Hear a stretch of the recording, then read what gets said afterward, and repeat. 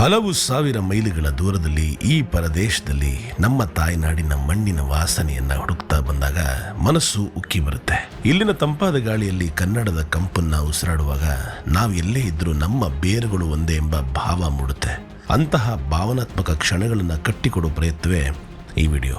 ಬಹರೇನ್ನ ನಂತರ ಜಗತ್ತಿನ 2ನೇ ಪೂರ್ಣ ಮಾಲೀಕತ್ವದ ಕನ್ನಡ ಭವನ ಸ್ಥಾಪಿಸಿ ಮೆಲ್ಬೋರ್ನ್ನಲ್ಲಿ ಕನ್ನಡಿಗರು ಹೊಸ ಇತಿಹಾಸವನ್ನೇ ಬರೆದಿದ್ದಾರೆ.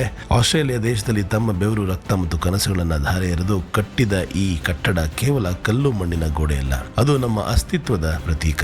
ದೂರದ ದೇಶದಲ್ಲಿ ನಮ್ಮವರ ಈ ಒಗ್ಗಟ್ಟು, ಬಾಂಧವ್ಯ ಮತ್ತು ಶಕ್ತಿಯನ್ನ ಕಣ್ಣಾರೆ ಕಂಡ ಕ್ಷಣಗಳು ನಿಜಕ್ಕೂ ರೋಮಾಂಚನಕಾರಿ. ನಮ್ಮ ಭಾಷೆ ಮತ್ತು ಸಂಸ್ಕೃತಿಯನ್ನ ಜಗತ್ತಿನಾದ್ಯಂತ ಪಸರಿಸೋ ನನ್ನ ಈ ಪಯಣದಲ್ಲಿ ಅದೆಷ್ಟು ಜನರ ಪ್ರೀತಿ, ಆತಿಥ್ಯ ಮತ್ತು ಸಿಕ್ಕಿದ ಗೌರವಗಳು ನನ್ನನ್ನು ಭಾವುಕನಾಗಿಸಿದೆ. ಕನ್ನಡಿಗರ ಈ ಐಕ್ಯತೆಯ ಹಿಂದೆ ಇರೋ ಅಸಲಿ ಶಕ್ತಿ ಏನು, ನಾವು ಏಕೆ ಇಷ್ಟು ಒಗ್ಗಟ್ಟಾಗಿರಬೇಕು ಎಂಬ ಪ್ರಶ್ನೆಗಳಿಗೆ ಉತ್ತರ ಈ ಅದ್ಭುತ ಸಂಚಿಕೆ. ಬನ್ನಿ, ನಮ್ಮವರ ಈ ಸಾಹಸ ಗಾಥೆಯನ್ನು ನೋಡುತ್ತಾ ನಾವೆಲ್ಲರೂ ಹೇಗೆ ಒಂದಾಗ್ಬೋದು ಎಂಬುದನ್ನು ತಿಳ್ಕೊಳ್ಳೋಣ. ಸ್ವಾಗತ. 24 ವರ್ಷಗಳಿಂದ ಕನ್ನಡ ಗ್ರಂಥಾಲಯ ಈ ದೇಶದಲ್ಲಿ ಕನ್ನಡಿಗರ ಸಮಾಗಮ. ಅಪ್ಪ ಸರ್ ಬಂದಿದೆ ಇಲ್ಲಿಗೆ? ಹೌದಾ? ಮೊನ್ನೆ ಮೈಸೂರು ರಾಜರು ಬಂದಿದ್ರು ಯುಗಾದಿ ಹಬ್ಬಕ್ಕೆ. ಈ ದೇಶದಲ್ಲಿ ಕನ್ನಡವನ್ನು ಹೇಳ್ಕೊಡ್ತಾ ಇದ್ರೆ ನೀವು ಮೇಸ್ಟ್ರಲ್ಲ, ಮಿನಿಸ್ಟರ್ ಲೆಕ್ಕ. ಆಸ್ಟ್ರೇಲಿಯಾ ಸರ್ಕಾರ ಕನ್ನಡ ಭಾಷೆನ ಉಳಿಸೋಲ್ಲಿ ಸಾಕಷ್ಟು ಸ್ಟೆಪ್ಸ್ನ ತಗೊಂಡಿದೆ. ನೀವು ಇಷ್ಟು ದೇಶ ಸುತ್ತಿದ್ದೀನಿ ಅಂತ ಹೇಳ್ತೀರಾ, ನಿಮ್ಗೆ ಇಷ್ಟವಾದ ದೇಶ ಯಾವುದು? ಅವ್ರು ನನ್ನ ಕೇಳಿದ್ರು ಆಪ್ ಕೌನ್ಸೆ ಗಾಂವ್ ಸೆ ಹೋ ಅಂತ. ನಾನು ಮೇ ಕರ್ನಾಟಕ ಸೆ ಹೋ ಅಂದೆ. ಓ ಕೌನ್ಸಾ ದೇಶ ಅಂದ್ರು. ಇದು ಮೆಲ್ಬೋರ್ನ್ ನಗರದಲ್ಲಿ ಸುಮಾರು ಒಂದು 25,000 ಜನ ಕನ್ನಡಿಗರಿದ್ದಾರೆ ಅಂತ. ಹುಡುಗರು ಎಲ್ಲ ಕಡೆ ಹೂ ಕೊಡೋದು ಜಾಸ್ತಿ ಮಾಡ್ಬಿಟ್ಟಿದ್ದಾರೆ. ನಾನು ಆ್ಯಕ್ಚುಲಿ ಯೂಟ್ಯೂಬರೇ ಅಲ್ಲ.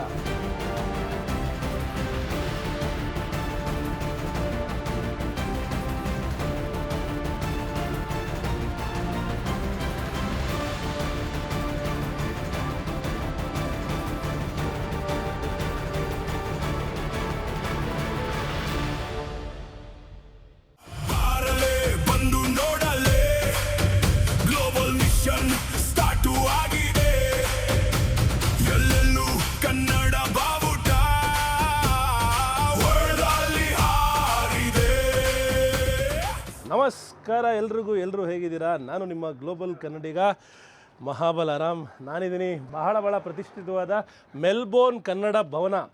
ನಮ್ಮದೇ ಆದ ಸ್ವಂತ ಬಿಲ್ಡಿಂಗು ಆಸ್ಟ್ರೇಲಿಯಾ ದೇಶದ ಬಹಳ ಅದ್ಭುತವಾದ ನಗರದಲ್ಲಿ. ಈಗ ಒಂದು ಕನ್ನಡಿಗರ ಸಮಾಗಮ. ಎಲ್ಲರೂ ನನಗೋಸ್ಕರ ಪ್ರೀತಿಯಿಂದ, ನಾನು ಕರೆಗೆ ಹೇಳಿದೆ ಬರ್ತಾಯಿದ್ದೀನಿ ಅಂತ, ಎಲ್ಲರೂ ಪ್ರೀತಿಯಿಂದ ಬಂದಿದ್ದಾರೆ. ಅವ್ರನ್ನೆಲ್ಲ ಮಾತಾಡ್ಸೋಣ, ಇಲ್ಲಿಯ ಕನ್ನಡ ಚಟುವಟಿಕೆಗಳ ಬಗ್ಗೆ ತಿಳ್ಕೊಳ್ಳೋಣ. ಇನ್ನೂ ಸಾಕಷ್ಟು ವಿಷಯದ ಬಗ್ಗೆ ಮಾತಾಡಿದೆ. ಅವರೆಲ್ಲ ಹೆಂಗೆ ಬಂದರು, ಆಲ್ಮೋಸ್ಟ್ 15,000 ಕಿಲೋಮೀಟರ್ ಕರ್ನಾಟಕದಿಂದ ಬಂದು ಇಲ್ಲಿ ಜೀವನವನ್ನು ಹೇಗೆ ಕಟ್ಕೊಂಡ್ರು, ಪ್ರತಿಯೊಂದು ಅರ್ಥಕೊಳ್ಳೋಣ ಬನ್ನಿ. ಕರುನಾಡಿನಿಂದ 15,000 ಕಿಲೋಮೀಟರ್ ದೂರದಲ್ಲಿ ಕನ್ನಡದ ಅಕ್ಷರಗಳು, ಕನ್ನಡದ ಗ್ರಂಥಾಲಯ. ಎಂಥ ಹೆಮ್ಮೆಯ ವಿಷಯ. ಸ್ವಾಗತ ಎಲ್ಲರಿಗೂ. ಮೆಲ್ಬೋರ್ನ್ ಕನ್ನಡ ಸಂಘದಲ್ಲಿರುವಂತಹ ಗ್ರಂಥಾಲಯವನ್ನು ಕಳೆದ ಎಷ್ಟು ವರ್ಷಗಳಿಂದ ಮೇಂಟೈನ್ ಮಾಡಿದ್ದಾರೆ ಸರ್ ಇಲ್ಲಿ? 24 ವರ್ಷ. 24 ವರ್ಷಗಳಿಂದ ಕನ್ನಡ ಗ್ರಂಥಾಲಯ ಈ ದೇಶದಲ್ಲಿ, ದೂರದ ದೇಶದಲ್ಲಿ ಕನ್ನಡವನ್ನು ಪಸರ್ತಾ ಇರುವಂತಹ ನಮ್ಮ ಸತೀಶ್ ಸರ್ಗೆ ಧನ್ಯವಾದಗಳು. ಹೆಂಗೆ ಶುರು ಆಯ್ತು ಸರ್ ಇದು? ಮೊದಲಿಗೆ ನಾವು ಬಂದಾಗ ಇಲ್ಲಿ ಕನ್ನಡ ಭಾಷೆ ಮಾತಾಡೋರೇ ಕಡಿಮೆ ಇದ್ದರು. ಶಾಪಿಂಗ್ ಸೆಂಟ್ರಲ್ಲಿ ಹೋದರೆ ಯಾರು ಕಾಣ್ತಾನೆ ಇರಲಿಲ್ಲ, ಹುಡ್ಕೊಂಡು ಹೋಗಬೇಕಾಗಿತ್ತು. ಸೊ ಆ ಸಮಯದಲ್ಲಿ ನಮಗೆ ಅವಾಗಿನ ಬಂದು ನಮ್ಮದೆಲ್ಲ ಈ ಭೈರಪ್ಪನವ್ರ ಪುಸ್ತಕಗಳು, ಬೇರೆ ಎಲ್ಲ ಪುಸ್ತಕಗಳು ಮಿಸ್ ಆಗ್ತಾಯಿತ್ತು. ಸೊ ಅದಕ್ಕೆ ಗ್ರಂಥಾಲಯ ಶುರು ಮಾಡೋಣ ಅಂಥೇಳಿ ಕನ್ನಡ ಸಂಘದ ಹತ್ರ ಮಾತಾಡಿದಾಗ ಮಲ್ಲಿಕಾರ್ಜುನ್ ಖರ್ಗೆ ಅವಾಗ ನೀರಾವರಿ ಮಂತ್ರಿ ಇದ್ದರು, ಅವರು ಬಂದಿದ್ರಲ್ಲಿ. ಅವ್ರು ಬಂದಾಗ ನಾವು ಹಿಂಗೆ ಹೇಳಿದ್ವಿ, ಕನ್ನಡ ಒಂದು ಗ್ರಂಥಾಲಯ ಶುರು ಮಾಡಿ ನಾನು ಎಲ್ಲಿಂದ ಪುಸ್ತಕ ಕಳಿಸ್ತೀನಿ, ತುಂಬ ಸಂತೋಷ ವಿಷಯ ಅಂಥೇಳಿ ನಮಗೆ 1 ಪೈಸೆ ಕೂಡ ಖರ್ಚು ಬರದಾಗೆ ಅಲ್ಲಿಂದ ಪುಸ್ತಕಗಳನ್ನು ಕಳಿಸಿ ಮನೆಗೆ ಬಂದು ಮುಟ್ಟಾಗಿ ಮಾಡಿದರು. ಸೊ ಸರ್ಕಾರ ಕೂಡ, ಕರ್ನಾಟಕ ಸರ್ಕಾರ ಕೂಡ ಒಂದು ರೀತಿಯ ಸಹಾಯ ಮಾಡಿದೆ. ಅದು ಅವ್ರ ಪರ್ಸನಲ್ ಕೆಪಾಸಿಟಿಯಲ್ಲಿ ಮಾಡಿದರು. ಅವ್ರ ಮಿಸ್ಸಸ್ ರಾಧಾಬಾಯಿ ಖರ್ಗೆ ಅವರು. ಸೊ ಅವಾಗಿಂದ ಒಂದು 500 ಪುಸ್ತಕಗಳ ಗ್ರಂಥಾಲಯ ಅಂತ ಶುರುವಾಯ್ತು ನಮ್ಮದು. ಆವಾಗ ನಮಗೆ ಈ ಥರ ಹಾಲು ಯಾವುದೂ ಇರಲಿಲ್ಲ. ಸೊ ನಾವು ಪಾರ್ಕ್ಗಳಲ್ಲಿ, ಪಬ್ಲಿಕ್ ಪಾರ್ಕ್ಗಳಲ್ಲಿ, ಯಾಕಂದರೆ ಇಲ್ಲಿ ಪಬ್ಲಿಕ್ ಲೈಬಿಲಿಟಿ ತುಂಬ. ನಾನು ಮನೆಯಲ್ಲಿಟ್ಟು ಯಾರು ಬಂದು ಬಿದ್ದರೆ ಅವ್ರಿಗೆ ಕಾಂಪನ್ಸೇಷನ್ ಕೊಡಬೇಕಾಗುತ್ತೆ. ಅದಕ್ಕೆ ಅಂತ ಹೇಳಿ ಪಾರ್ಕಲ್ಲಿ ಅಂದರೆ ಗೌರ್ಮೆಂಟ್ ಕವರ್ ಮಾಡ್ತದೆ, ಯಾಕಂದರೆ ಅವ್ರಿಗೆ ಲೈಬಿಲಿಟಿ ಇನ್ಶೂರೆನ್ಸ್ ಇರುತ್ತೆ. ಅದಕ್ಕೆ ಪಬ್ಲಿಕ್ ಪಾರ್ಕ್ಗಳಲ್ಲಿ ಹೋಗಿ ಕಾರ್ ಬೂಟಲ್ಲಿ ಇಟ್ಕೊಂಡು ಅಲ್ಲಿಂದ ಶುರು ಮಾಡಿದ್ವಿ. ಸೊ ಕಾರಲ್ಲಿ ಬೂಟಲ್ಲಿ ಇಟ್ಕೊಂಡು ಸ್ಪೇಸಲ್ಲಿ ನಮ್ಮ ಕನ್ನಡ ಪುಸ್ತಕಗಳನ್ನು ಎಲ್ರಿಗೂ ಓದೋ ಹಂಗೆ ಮಾಡಿದ್ರಿ ಫಸ್ಟು. ನಾನು ಯಾವಾಗಲೂ ಹೇಳ್ತಾ ಇರ್ತೀನಿ, ದೂರದ ದೇಶಗಳಲ್ಲಿ ಹೋದಾಗ ಬೇರೆ ದೇಶದವರ ಭಾಷಾಭಿಮಾನ ನೋಡಿದಾಗೆಲ್ಲ ನನಗನ್ಸುತ್ತೆ ನಾವು ನಮ್ಮ ಭಾಷೆನ ಯಾಕೆ ಉಳಿಸ್ಕೋಬೇಕು ಅನ್ನೋ ಕಾರಣ. ಈಗ ಚೈನಾ ದೇಶಕ್ಕೆ ಹೋದಾಗ, ರಷ್ಯಾ ದೇಶಕ್ಕೆ ಹೋದಾಗ ಅವ್ರಿಗೆ ಇಂಗ್ಲೀಷ್ ಬರುತ್ತೆ, ಎಲ್ಲ ಭಾಷೆ ಬರುತ್ತೆ, ಆದರೆ ಯಾವುದೇ ಕಾರಣಕ್ಕೂ ಅವರು ಬೇರೆ ಭಾಷೆ ಮಾತಾಡಲ್ಲ, ತಮ್ಮ ಭಾಷೆನೇ ಪ್ರಮೋಟ್ ಮಾಡ್ತಾರೆ. ಅಂದರೆ ಒಂದು ಭಾಷೆ ಒಂದು ನೆಲದ ಅಥವಾ ಒಂದು ಮನುಷ್ಯನ ಐಡೆಂಟಿಟಿಯನ್ನು ಬಹಳ ಅಂದರೆ ಅದೇ ಸರ್ ನಮ್ಮ ಬೇಸ್ ಅಲ್ವಾ, ಆ ಫೌಂಡೇಶನ್ನ ಉಳಿಸ್ಕೊಂಡು ಹೋಗ್ತಾ ಇರೋದು ನೀವು ಬಹಳ ಬಹಳ ಅದ್ಭುತವಾದ ವಿಷಯ ಅಂತಲೇ ಹೇಳ್ತೀನಿ. ಇವತ್ತು 3,000 ಪುಸ್ತಕ ಇದೆ ಇಲ್ಲಿ. ಆದಷ್ಟು ಬೇಗ 30,000 ಆಗಲಿ, ಅದಾದಮೇಲೆ 3 ಲಕ್ಷ ಆಗಲಿ, 3 ಕೋಟಿ ಕನ್ನಡ ಪುಸ್ತಕಗಳು ಆಸ್ಟ್ರೇಲಿಯಾಗೆ ಬರಲಿ. ನಾವೆಲ್ಲ ನವ ಪೀಳಿಗೆಯ ಜನರು ಕೂಡ ಅಕ್ಷರಗಳನ್ನ ಓದಬೇಕು, ಬರೀಬೇಕು. ನಾನು ಕೂಡ ಕಾಲೇಜಲ್ಲಿ ಬರಿತಾ ಇರಲಿಲ್ಲ ಕನ್ನಡವನ್ನು, ಈಗ ಮತ್ತೆ ಬರೆಯೋಕ್ಕೆ ಶುರು ಮಾಡಿದ್ದೀನಿ. ಯಾರಿಗಾರು ವಾಟ್ಸಪ್ಪಲ್ಲಿ ಒಂದು ಟೆಕ್ಸ್ಟ್ ಮಾಡಬೇಕು ಅಂದ್ರೂ ಅವರು ಹಾಯ್ ಅಂತ ಹೇಳಿದ್ರೆ ನಾನು ನಮಸ್ಕಾರ ಅಂತ ಕನ್ನಡದಲ್ಲಿ ವಾಪಸ್ ಕಳಿಸ್ತಾ ಇದ್ದೀನಿ. ಚಿಕ್ಕ ಪ್ರಯತ್ನ, ಇನ್ನೊಬ್ರಿಗೆ ಹೇಳ್ತಲ್ಲ ನೀವು ಮಾಡಿ ಅಂತ, ಆದರೆ ನಾನು ಮಾಡೋಕ್ಕೆ ಪ್ರಯತ್ನ ಮಾಡ್ತಾಯಿದ್ದೀನಿ. ಬದಲಾವಣೆ ಅನ್ನೋದು ಪ್ರತಿಯೊಬ್ಬ ಮನುಷ್ಯನಿಂದ ಬರುವಂತಹ ಒಂದು ವಸ್ತು ಅಂತ ಹೇಳ್ತೀನಿ. ಸರ್ ಇನ್ನೇನೋ ಹೇಳಿ, ನನಗೆ ತುಂಬ ಖುಷಿ ಆಗ್ತದೆ ಇವತ್ತು. ಥ್ಯಾಂಕ್ ಯು, ತುಂಬ ಧನ್ಯವಾದ. ಅನಂತರ ಅಲ್ಲಿಂದ ನಾವು ಅಲ್ಲಿ ಮ್ಯಾಗ್ಝಿನ್ಸು ತರಿಸೋಕ್ಕೆ ಶುರು ಮಾಡಿದ್ವಿ ಇಂಡಿಯಾದಿಂದ. ಆಮೇಲೆ ಸ್ಲೋಲಿ ಜನಗಳು ಬರೋಕ್ಕೆ ಶುರು ಮಾಡಿದರು. ಕನ್ನಡ ಸಂಘ ಕಮಿಟಿಯವರೆಲ್ಲ ಸಹಾಯ ಮಾಡಿದರು. ಆಮೇಲೆ ನಮ್ಮ ಪುಸ್ತಕಗಳು ಜಾಸ್ತಿ ಆಯಿತು. ಅನಂತರ ಇದು ಕೌನ್ಸಿಲ್ ಅವ್ರಿಗೆ ನಾವು ಅಪ್ರೋಚ್ ಮಾಡಿದ್ವಿ. ಈಗ ಒಂದು ಭಾಷೆ, ಒಂದು ಲ್ಯಾಂಗ್ವೇಜ್ ಇದನ್ನು ಮಾಡ್ತಾಯಿದ್ದೇವೆ, ಗ್ರಂಥಾಲಯ ಅಂತೇಳಿ. ಅವರು ಬನ್ನಿ ನಮ್ಮ ಹಾಲ್ ಹೈರ್ ಕೊಡ್ತೀವಿ ಅಂಥೇಳಿ ಅಲ್ಲಿ ನಮಗೆ ತಿಂಗಳಿಗೆ 2 ಸರಿ ಹೈರ್ ಮಾಡೋಕ್ಕೆ ಶುರು ಮಾಡಿದ್ವಿ. ಬಾಡಿಗೆ ಕೊಡ್ತಾಯಿದ್ರು. ಅಲ್ಲಿ ಒಂದು ಕಬರ್ಡು ಕೊಟ್ಟರು, ಅಲ್ಲಿಂದ ಶುರು ಮಾಡಿದ್ವಿ. ಆಮೇಲೆ ಇದು ಭವನ ತೊಗೊಂಡು ಇವಾಗ ಒಂದು 5-6 ವರ್ಷ ಆಯಿತು. ಇಲ್ಲಿಗೆ ನಾವು ಕನ್ನಡ ಗ್ರಂಥಾಲಯ ಮೂವ್ ಮಾಡಿದ್ವಿ. ಇವಾಗ ಇಲ್ಲಿ ಒಂದು ಸುಮಾರು 2,500 ಪುಸ್ತಕ ಇಲ್ಲಿದೆ. ನಮ್ದು ಇನ್ನೊಂದು ಬ್ರ್ಯಾಂಚ್ ಲೈಬ್ರರಿ ಇದೆ ಒಂದು ಇದರಲ್ಲಿ, ನಮ್ಮ ನಾರ್ದರ್ನ್ ಸಬರ್ಬಲ್ಲಿ, ವೆಸ್ಟರ್ನ್ ಸಬರ್ಬಲ್ಲಿ ಕೂಡ ಇದೆ. ಅಲ್ಲಿ ಒಬ್ಬರು ನಡೆಸ್ತಾ ಇದ್ದಾರೆ. ಅಲ್ಲಿ ಕೂಡ ವೀಕೆಂಡಲ್ಲಿ ಹೋಗಿ ಅಲ್ಲಿ ನಡೆಸ್ತಾ ಇದ್ದಾರೆ ಅವರು. ಅನಂತರ ಇಲ್ಲಿ ಕನ್ನಡ ಭಾಷೆಗೆ ಇಲ್ಲಿ ಸರ್ಕಾರ ಕೂಡ ತುಂಬ ಮಹತ್ವ ಕೊಡುತ್ತೆ. ಕನ್ನಡ ಭಾಷೆ ಒಂದಲ್ಲ, ಯಾವುದೇ ಹೊರದೇಶದ ಭಾಷೆಗೆ. ಯಾಕಂದರೆ ನಮ್ಮ ಕಂಟ್ರಿ ಇಲ್ಲಿ ಆಸ್ಟ್ರೇಲಿಯಾ ಇರೋದು ಸರ್ವಿಸ್ ಓರಿಯೆಂಟೆಡ್ ಕಂಟ್ರಿ. ಇಲ್ಲಿ ನಾವು ಸರ್ವಿಸ್ ಓರಿಯೆಂಟೆಡ್ ಬಿಸ್ನೆಸ್ ಕೊಡಬೇಕಂದ್ರೆ ಎಲ್ಲ ಭಾಷೆಗಳಲ್ಲಿ ಜನಗಳಿಗೆ ಅದ್ರ ನಾಲೆಜ್ ಇದ್ದರೆ ಬಿಸ್ನೆಸ್ ಮಾಡೋಕ್ಕೆ ಸರಿ ಆಗುತ್ತೆ ಅಂಥೇಳಿ ಇಲ್ಲಿ ಇಂಡಿಯಾದಲ್ಲಿ ಆಗ PUC ಸೆಕೆಂಡ್ ಅಂತೀವಲ್ಲ, ಆ ರೀತಿ ಇಲ್ಲಿ VC ಸಬ್ಜೆಕ್ಟ್ ಮಾಡೋರಿಗೆ ಕನ್ನಡ ಭಾಷೆಯಲ್ಲಿ ಮಾಡಿದರೆ, ಒಂದು ಸಬ್ಜೆಕ್ಟ್ ಮಾಡಿದರೆ ಅವರಿಗೆ 10% ಬೋನಸ್ ಮಾಡಿಸ್ಕೊಡ್ತಾರೆ. ಅದರಿಂದ ನೀವು ಯಾವುದೇ ಈ ಮೆಡಿಕಲ್ಗೆ, ಇಂಜಿನಿಯರಿಂಗ್ ಯಾವುದೇ ಕೋರ್ಸ್ ಮಾಡಬೇಕಾದ್ರೆ ನಿಮಗೆ ಅಷ್ಟೊಂದು ಅಡ್ವಾಂಟೇಜ್ ಆಗುತ್ತೆ. ಅದನ್ನು ಸರ್ಕಾರದಿಂದ ಮಾಡ್ತಾರೆ. ಆಸ್ಟ್ರೇಲಿಯಾ ಸರ್ಕಾರ ಕನ್ನಡ ಭಾಷೆನ ಉಳಿಸೋಲ್ಲಿ ಸಾಕಷ್ಟು ಸ್ಟೆಪ್ಸ್ನ ತೊಗೊಂಡಿದೆ. ಅಂದರೆ ಕನ್ನಡ ಅಂದರೆ ಕನ್ನಡ ಜೊತೆ ಎಲ್ಲ ಭಾಷೆ, ಹೊರದೇಶದ ಭಾಷೆ, ಯಾವುದೇ ಹೊರ ಭಾಷೆ, ಈ ದೇಶದಲ್ಲಿ ಇಂಗ್ಲೀಷ್ ಬಿಟ್ಟು ಬೇರೆ ಯಾವುದೇ ಭಾಷೆ ನೀವು ಕಲಿಯೋಕ್ಕೆ ಇಷ್ಟಪಟ್ಟರೆ ಅದಕ್ಕೆ ಸರ್ಕಾರದಿಂದ ಅವರು ಫೀನು ಕಡಿಮೆ ಇದೆ. ಅನಂತರ ಇದನ್ನು ಕೊಡ್ತಾರೆ ನಿಮಗೆ VCಯಲ್ಲಿ, ಅಂದರೆ PUCನಲ್ಲಿ ನಿಮಗೆ ಬೋನಸ್ ಪಾಯಿಂಟ್ಸ್ ಥರ. ಹೊಸ ಭಾಷೆ ಕಲ್ತ್ರಿ ಅನ್ನೋ ನಮ್ಮ ಕನ್ನಡ ಮಕ್ಕಳು ಇಲ್ಲಿ ಇರೋರು, ಇಲ್ಲೇ ಹುಟ್ಟಿದವರು ಕಲಿತಾ ಇದ್ದಾರೆ. ಇವಾಗ ಸುಮಾರು ಒಂದು 4 ಸೆಂಟರ್ ಇದಾವೆ. 4 ಸೆಂಟ್ರಲ್ಲಿ ಒಂದು 400 ಜನ ಮಕ್ಕಳಿದ್ದಾರೆ. ಒಂದು 30 ಜನ ಟೀಚರ್ಸ್ ಇದ್ದಾರೆ. ಇವತ್ತು ಸುಮಾರು ಜನ ಟೀಚರ್ಸ್ ಇಲ್ಲಿ ಬರ್ಬೋದು. ಸೊ ಈ ರೀತಿ ಶುರುವಾಗಿದೆ, ನಡೀತಾ ಇದೆ. ಇನ್ನೊಂದು ಮುಖ್ಯವಾದ ವಿಷಯ ಅಂದರೆ ನಮ್ಮದು ಬುಕ್ ಕ್ಲಬ್ ಇದೆ, ಪುಸ್ತಕ ಕೂಟ ಅಂತೇಳಿ. ಸೊ ಪುಸ್ತಕ ಕೂಟದಲ್ಲಿ ಏನು ಮಾಡ್ತೀವಿ ಅಂದರೆ ಒಂದೇ ಕಾಪಿನ, ಇವಾಗ ಫಾರ್ ಎಕ್ಸಾಂಪಲ್ ಇದು ಆಶಾ ರಘುವರ್ ಆವರ್ತ ಇದೆಯಲ್ಲ, ಇದನ್ನು ನಾವು ಆಗಸ್ಟಲ್ಲಿ ತೊಗೊಳ್ತಾ ಇದ್ದೇವೆ ಚರ್ಚೆಗೆ. ಇವಾಗ ನೆಕ್ಸ್ಟ್ ತೊಗೊಳ್ತಾ ಇರೋದು ಮಹಾಪಲಾಯನ ಅಂಥೇಳಿ KP ಪೂರ್ಣಚಂದ್ರ ತೇಜಸ್ವಿ ಅವ್ರದ್ದು. ಇದನ್ನು ಏನು ಮಾಡ್ತೀವಿ, ಸುಮಾರು ಒಂದು 8-10 ಕಾಪಿ ತರಿಸ್ತೇವೆ ಇಂಡಿಯಾದಿಂದ, ಕರ್ನಾಟಕದಿಂದ ನಮ್ಮ ಸ್ವಪ್ನ ಬುಕ್ ಅವ್ರು ಕಳಿಸ್ತಾರೆ. ಅಲ್ಲಿ ನಾವು ಇದು ನಮ್ಮ ಎಲ್ಲ ಮೆಂಬರ್ಸ್ಗಳಿಗೆ ಸರ್ಕ್ಯುಲೇಟ್ ಮಾಡ್ತೇವೆ. ಅನಂತರ ಒಂದು ದಿವಸ ಇಲ್ಲೇ ಸೇರ್ತೇವೆ, ಒಂದು 6 ವಾರಕ್ಕೊಮ್ಮೆ ನಮ್ಮದೊಂದು ಬುಕ್ ಕ್ಲಬ್ ಮೀಟಿಂಗ್ ಇರುತ್ತೆ. ಇಲ್ಲಿ ಸೇರಿಬಿಟ್ಟು ಇಲ್ಲಿ ಇನ್ ಪರ್ಸನ್ನು ಬರ್ತಾರೆ. ಅನಂತರ ಆನ್ಲೈನ್ ಸ್ಟ್ರೀಮಿಂಗು ಮಾಡ್ತೀವಿ. ನಮ್ಮ ಪುಸ್ತಕ ಕೂಟದಲ್ಲಿ ಇಂಡಿಯಾದಿಂದನೂ ಭಾಗವಹಿಸ್ತಾರೆ. ಸೊ ನೀವು ಅದ್ರ ಬಗ್ಗೆ ಸಮಾಲೋಚನೆ ಮಾಡ್ತೀರಾ, ಮಾತುಕತೆ ಮಾಡ್ತೀರಾ, ಅವ್ರವ್ರ ಅಭಿಪ್ರಾಯದಲ್ಲಿ ಅವ್ರವ್ರ ವಿಮರ್ಶೆ ಅವ್ರನ್ನೆಲ್ಲ ಚರ್ಚೆ ಮಾಡ್ತೀವಿ. ಆಮೇಲೆ ಆಥರ್ಗಳ ಸಂಗಡ ಕೂಡ ನಾವು ಇಂಟರಾಕ್ಟಿವ್ ಸೆಷನ್ ಇಟ್ಟಿರ್ತೇವೆ. ಭೈರಪ್ಪ ಅವ್ರು ಎಲ್ಲ ಆಥರ್ ಇದ್ದಾರೆ ನೋಡಿ. ಇದರಲ್ಲಿ ಬಹಳ ಖುಷಿ ಆಯಿತು. ಈ ಜಾಗ ಒಂದು ರೀತಿಯ ದೇವಸ್ಥಾನ ಅಂತ ಕರಿಬೋದು, ಜ್ಞಾನ ದೇಗುಲ. ಗ್ರಂಥಾಲಯಗಳು ಭಾಷೆಯನ್ನು, ನಮ್ಮ ಕಲ್ಚರ್ನ ಮುಂದಿನ ಪೀಳಿಗೆಗೆ ತೊಗೊಂಡೋಗುವಂತಹ ಜಾಗಗಳು ಅಂತ ಕರಿಬೋದು. ಭಾಳ ಖುಷಿ ಆಯ್ತು ಸರ್, ನೀವು ಇಷ್ಟೆಲ್ಲ ವಿಷಯಗಳು ಹೇಳಿದ್ದು. ಸರ್ ನಿಮ್ಮ ಹೆಸರು ಗೊತ್ತಾಗಿಲ್ಲ? ಹನುಮಂತಯ್ಯ ಅವರು. ಎಷ್ಟು ವರ್ಷ ಆಯ್ತು ನೀವು ಬಂದು? 15. ಸರ್ ನೀವು ಬಂದು? ನಾನು ಬಂದು 33 ವರ್ಷ. ನೀವು ಲೆಜೆಂಡ್ ಎಲ್ಲರಿಗಿಂತ. 33. ಈಗ ನಮ್ಮ ಬಂದಿರೋ ಯಂಗ್ಸ್ಟರ್ಸ್ನ ಮೀಟ್ ಮಾಡೋಣ. ಬ್ರೋ ನಿಮ್ಮ ಹೆಸರು? ಮೋನೀಶ್. ಹೇಮಂತ್. ಊರು ಹೇಳಿ. ಊರು ಬರೀ ತುಮಕೂರು. Very good. ನಾನು ಓದಿದ್ದೆ MES ಕಾಲೇಜು. ಮೇಡಮು ರಿತಿಕಾ. ಯಾವರು? Maharashtra. Very good, very good. Say something in Marathi. ಹೇ ಮರಾಠಿಲಿ ಕಸಾ ಹೆಚ್. ನಂಗೆ ಇಷ್ಟ ಮರಾಠಿ ಭಾಷೆ, ನಂಗೆ ಇಷ್ಟ, ಚೆನ್ನಾಗಿರುತ್ತೆ. ನನ್ನ ಹೆಸರು ಸತೀಶ್, ನಾನು proper Tiptur. Very nice. Bro ಗೊತ್ತು ನಮಗೆ. ಕೌಶಿಕ್ ಅವರೇ ಆರ್ಗನೈಸ್ ಮಾಡಿದ್ದು. Thank you so much Kaushik. ಖಂಡಿತ. ಇಬ್ಬರು ತೆಲುಗು ಫ್ರೆಂಡ್ಸ್ ಬಂದಿದ್ದಾರೆ, Mani and Vipul okay nice ಇಷ್ಟು ನರೇಂದ್ರ ಅವರು ಬಂದಿದ್ದಾರೆ ಹೆಮ್ಮೆಯ ಕನ್ನಡಿ ಅಲ್ಲ ಅದಕ್ಕೆ ನೋಡಿ ಈ ದೇಶದಲ್ಲಿ ಕನ್ನಡವನ್ನು ಹೇಳ್ಕೊಡ್ತಾ ಇದ್ದಾರೆ ನೀವು ಮೇಸ್ಟ್ರ್ ಅಲ್ಲ ಮಿನಿಸ್ಟರ್ ಲೆಕ್ಕ. ಹೌದು, ನಾನು ಅದಕ್ಕೆ ಬೇಕಂತ ನಿಮ್ಮನ್ನ ಮಿನಿಸ್ಟರ್ ಅಂತ ಕರೆದಿದ್ದು. ಮೇಡಮ್ ನಿಮ್ಮ ಹೆಸರು? ಭವ್ಯ ಅಂತ, ಹಾಂ, ಕನ್ನಡ ಸಂಘದ treasurer. Very nice Bhavya madam, thank you.